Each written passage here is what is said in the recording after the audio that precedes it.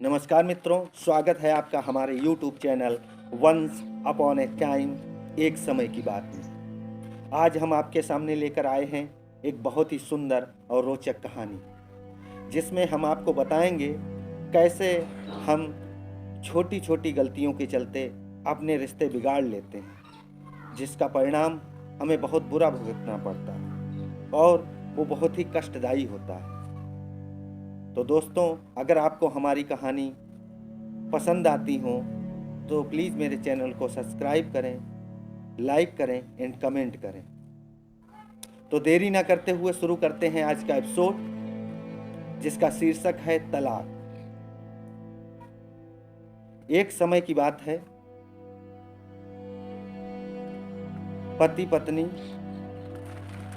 दोनों कोर्ट के बाहर खड़े हुए थे, जो कि आज उनके 4 साल बाद उनके केस का फैसला आना बाकी था। और अभी उन्हें की शादी को केवल 10 बरस ही हुए थे। उसमें 4 बरस तो उनके कोर्ट कचहरी के चक्कर काटते हुए गुजर गए थे, बाकी 6 बरस ही साथ रहे थे। फिर वो खड़ी खत्म हुई और फैसला आया, जिसमें ये बताया गया कि जो इनका बेटा है 7 साल का, उसे अभी पत्नी के पास ही रखा जाएगा जब तक वो बालिग नहीं हो जाएगा।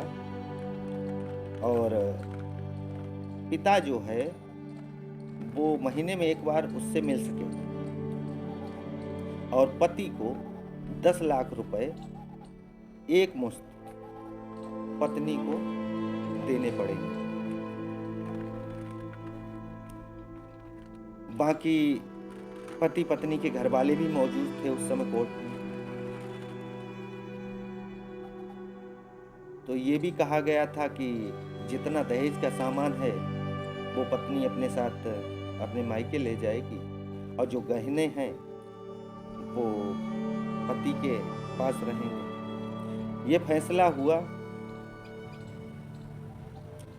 सभी लोग रिश्तेदार काफ़ी खुश थे, इसलिए तलाक हो चुका था।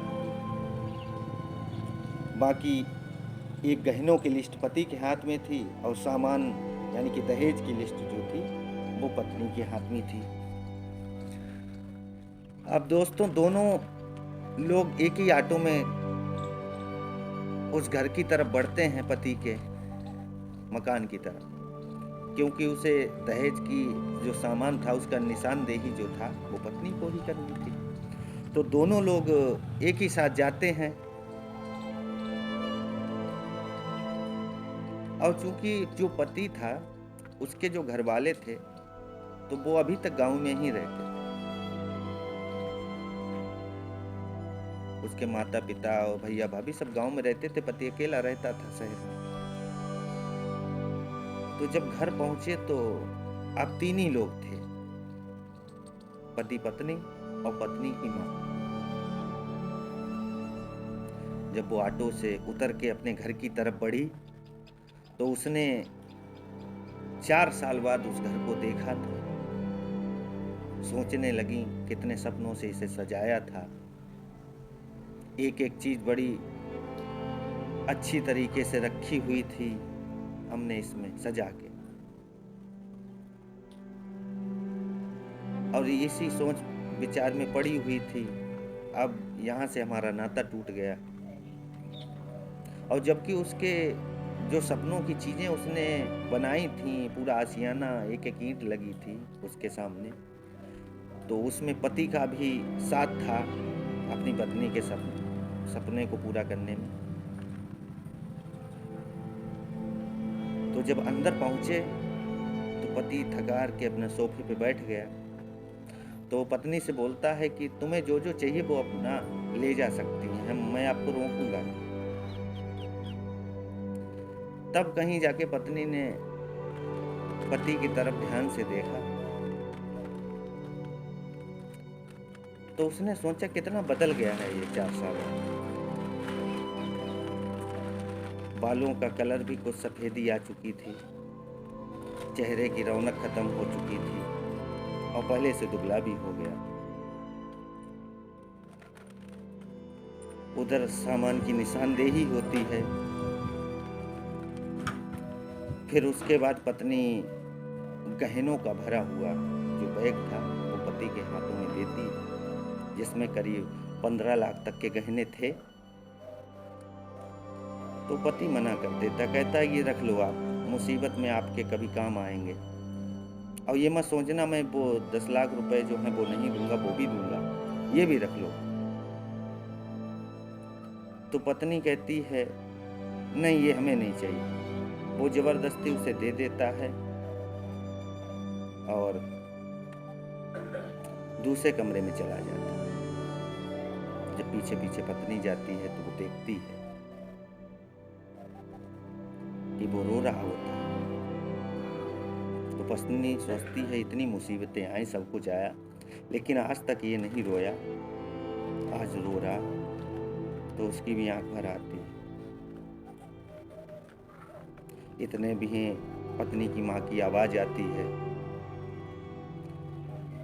कि सामान पैक हो गया कि नहीं हो गया।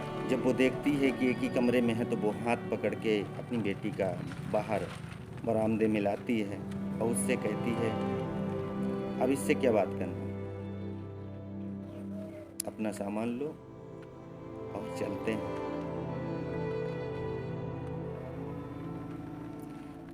फिर उसकी माँ बोलती है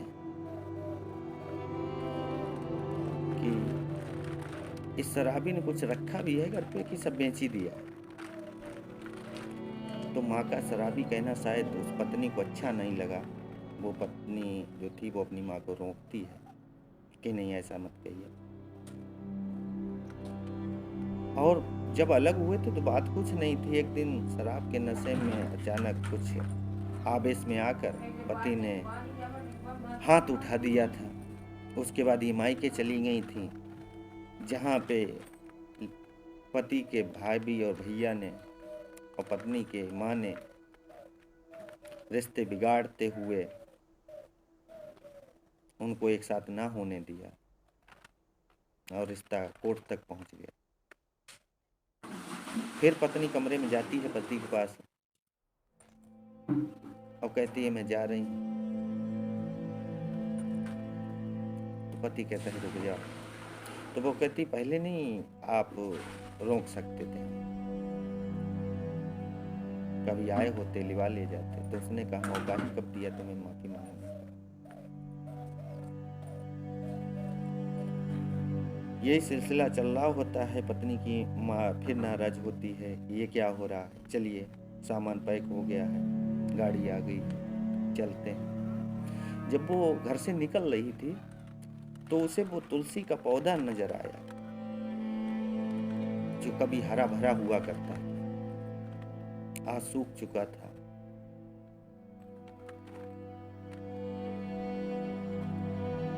तो वो लौट के आती है। वो सोचती है कभी इसमें हम पानी डालते थे रोज और इसे सींचते थे, कितना सुंदर लगता था। आज ये अकेला था तो सूख गया। तो उसके समझ में आता है कि इसी पौधे की तरह हम इनको भी छोड़ के जा रहे हैं। यही हाल इनका भी। दोनों लोगों के परिवारों में इतनी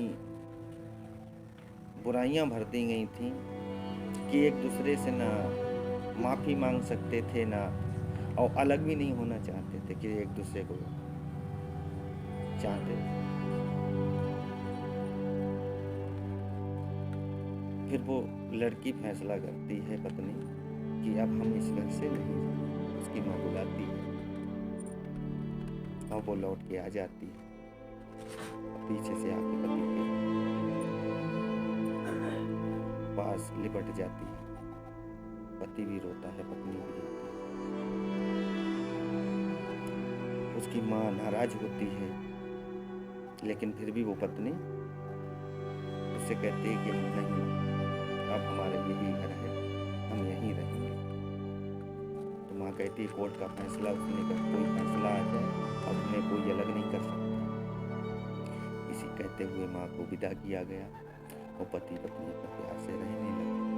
तो दोस्तों, आज की कहानी का यही तात्पर्य है कि अगर साथ रहते रहते अगर थोड़ी बहुत गलतियां आपस में हो जाती हैं तो उसे नज़रअंदाज कर देना चाहिए। नहीं तो उस मौके का फ़ायदा कुछ लोग उठा लेंगे। इधर उसके कान भरे जाएंगे, इधर आपके भरे जाएंगे और आपका जीवन पूरा बर्बाद हो जाएगा। कभी कभी हम ये भूल जाते हैं कि जो हमारी उम्र होती है उसमें हम साथ नहीं रहते, लड़ते झगड़ते रहते, और उम्र जब ढलने के बाद फिर हम जाएं तो जाएंगे, फिर रहना उसी का।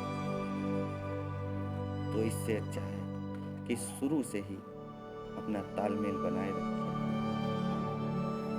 और साथ में खुश रहें और आपका परिवार खुश रहे।